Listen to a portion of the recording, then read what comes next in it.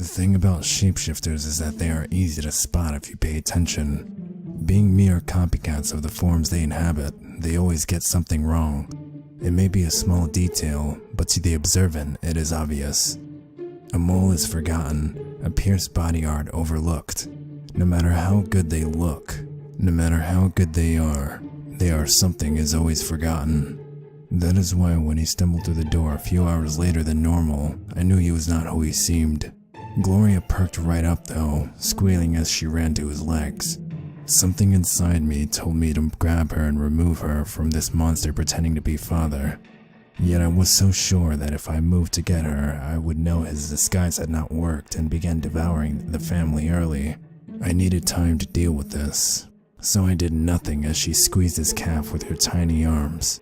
Though I hate to admit it, this one's acting is amazing. He quickly leaned down and picked up the giggling 3-year-old and kissed her on the head. Nothing seemed amiss to her. You know what they say about ignorance. From the kitchen, Mom asked where he had been. She had been worried about him, but sometimes he had been late from work before. Dinner did not make itself, so she had busied herself with it to keep her mind off of her husband. Business with the new client. His voice was the exact same one I had heard this morning before he left for work. This one, though, he almost got everything right. I had to admit I admired the attention to detail. Some of them were just so lazy. The salt and pepper black hair, a day's worth of stubble on the chin.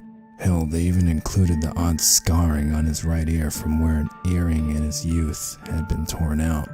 But as always, one detail is off. His eyes. This morning they had been a piercing blue, but now were a dull gray. I doubted anyone else in the family would catch on, but before this creature managed to devour them all. This one must have known the eyes were the defect, as he was careful not to directly look at anybody. I myself had to catch a few glimpses of his face to notice.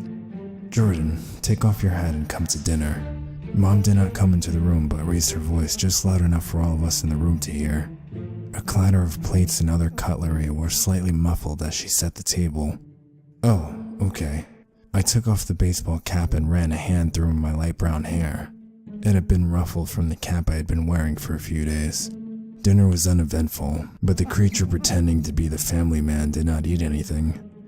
"Eat at work" was his excuse. Good one. He busied himself looking at the papers and kept any talk to a minimum. "Jordan, eat your food."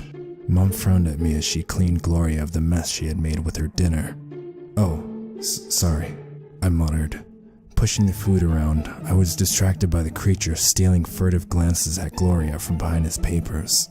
He wanted her first. I just knew it. So young, so tender. Who could ever pass up a meal like that? I had to act first. The question was how. How indeed. After dinner, Gloria was put to bed, Mom reading her a story before she would leave her for the night. I was in charge of the dishes, but I left them to check on the creature parading in the skin of father. The shifter had taken up residence in the study, stating before he left the table that he had more work to do before bed. An excuse for sure.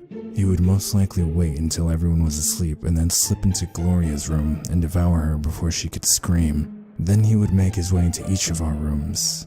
I shook my head. This one must be relatively young. The older ones know to settle into the family before you ate them all. It makes it easier to catch them off guard. I was sneaking up to the door when I heard him call for me. "Jordan, can you come here? I would like to show you something." You could almost hear him salivating as he schemed just how he was going to eat us all.